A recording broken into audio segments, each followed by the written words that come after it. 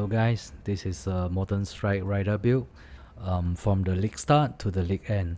I play the skill for 2 league and it's very powerful for single target and survivability, and the clear speed is quite okay, but you know this is a strike skill. You strike the enemy and the projectile not spreading very far away, so this is the bad thing about the build, but it's very powerful. It can do all contents, everything is alright. Very aggressive essences and all uber bosses you can do with this build. So we start from the league starter versions for now. Our passive skill tree is very simple. We don't have any jewel on the passive skill tree for now. We talk about a little bit our gears. So in this phase I don't have any good weapon, so you don't have to worry about you cannot afford your weapons. Is the main skill scale up.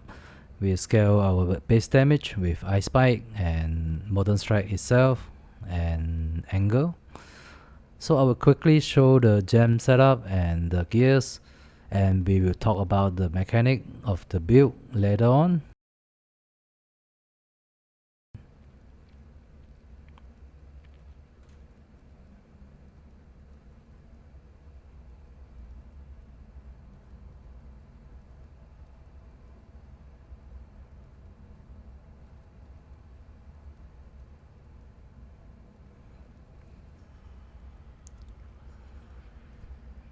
You don't actually need the target 2 additional, because on the new passive skill tree we will get the attack mastery right here, so you don't have to worry about that. But the helmet is necessary. You have to find 2 additional projectiles as soon as possible, and also the mana reservation is necessary because they remove all the mana reservations.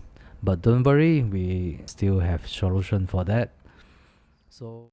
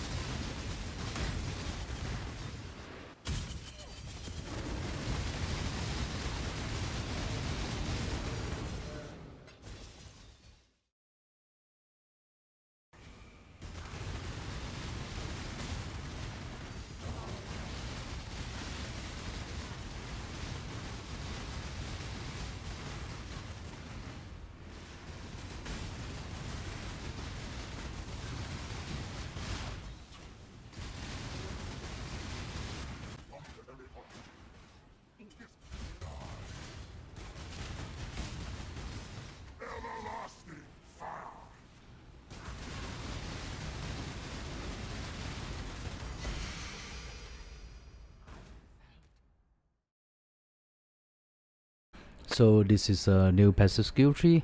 The difference between the new passive skill tree and the old passive skill tree, we get 3 extra node right here, and we got extra projectile and some attack speed right here. So this 5 node here and include the attack mastery and also the stun avoidance right here, give you stun avoid very easy. As you see, we got many strength node here and strength node here. We waste a lot of point, but we still got solution to deal with it, so we will talk about it later on. And also I want to talk about how good is a rider as a league starter. It comes with 40% spell suppress and also 50% chance to avoid elemental ailments. So you get the stun avoid right here, 36% and 60% right here. So you can very easy to get 96% avoid being stunned, and also you just get this 5 note here, you will get 79% chance to spell suppress. And also I want to talk about the elemental elements avoid. You get 20% here, you get 20% here, so your ascendancy give you 50% right here. So you just have to craft this modify on your body armor. You just search avoid, so you can craft this on your body armor, and you cannot be stunned and you cannot be inflicts elemental ailments. So this is a well crafting modify. You will be find this modify you run when you're running a betrayer. So you run the betrayer, you pick up the body armor and just just unveil it. You will very easy to get this modify.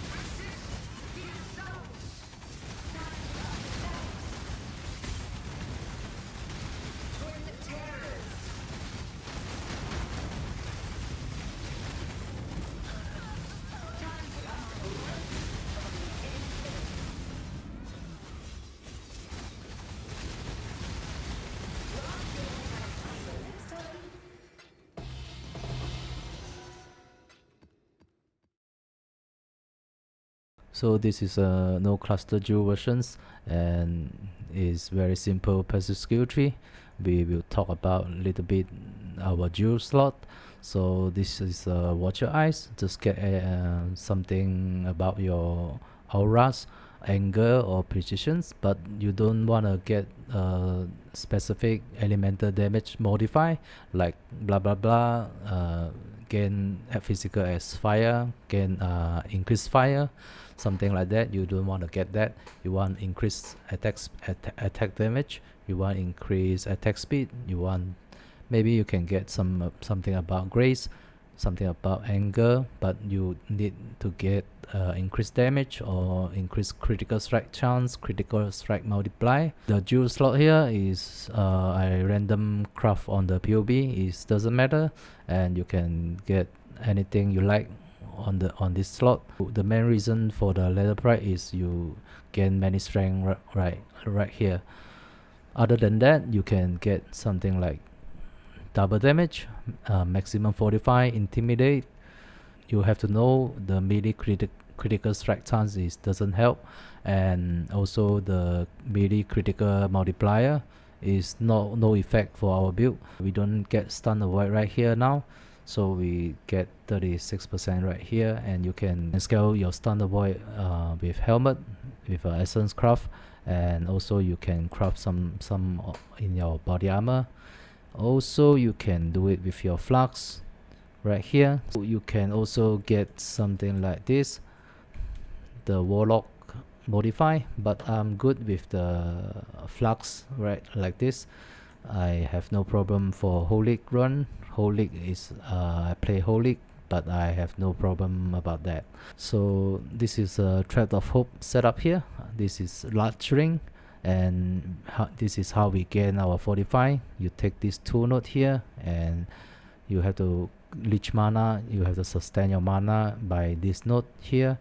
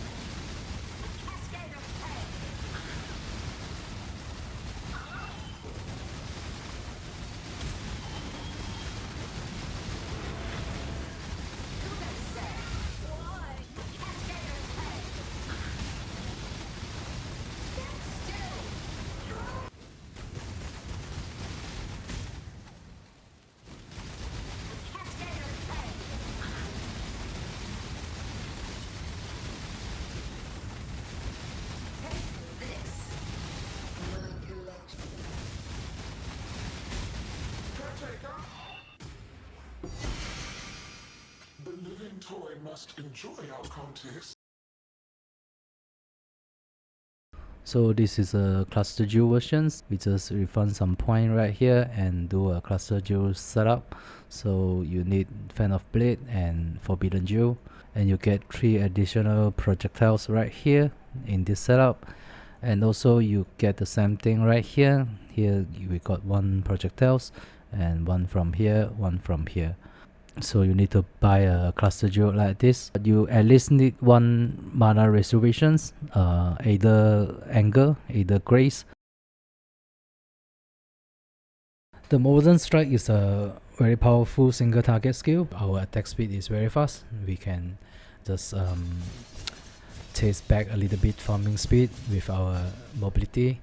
So overall this is a very strong build, and the survivability is very strong. But we talk about the offensive, we're using the very high DPS elemental claw, so we scale our projectiles.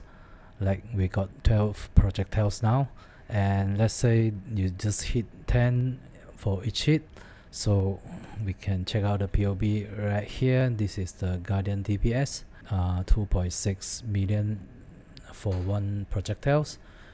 You can see it's already like 26 million. And also I put 25 rage here, and I didn't take focus on, and we got free rage here, and we got rage support with our rolling blade setup to sustain it. A little bit base crit here, and Yoke of Suffering is very powerful, especially combo with the taming. It's very powerful. It's easy 100 to 132 increase damage, only 1 ring, and we using 2 curse, of course. Is basic, right? Nothing special here.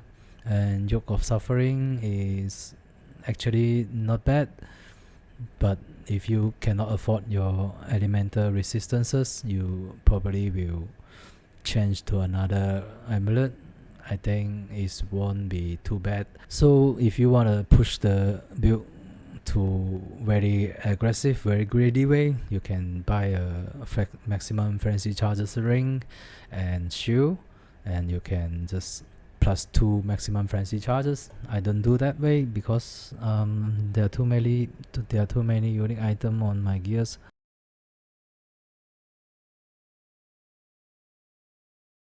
Let's talk about a little bit offensive. Our offensive is very basic: spell suppress and stun avoid with our flux here. So you pop yours, you cannot be stunned, and elements avoid. reduce critical damage taken from the critical mastery and our shield, and we got curse immune with the belt. Yeah, molten shell is a basic thing. I don't want to talk about it. But the very good thing is the life gain, and basically the monster cannot one hit you. You just cannot die. Sometimes I will die. I'm dying very often. To be honest, this is not undieable build. Also, we got leather shard right here, and we got 45 right here. This is a old passive skill tree, so I gain my 45 with the relic. Fuck the relic.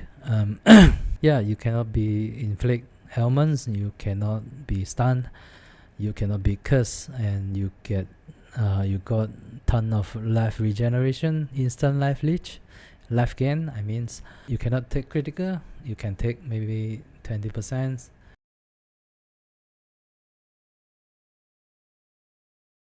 For the skill gem, the mark skill, sniper mark, with life tap. If you don't use life tap, you have to make sure you got enough mana to trigger it.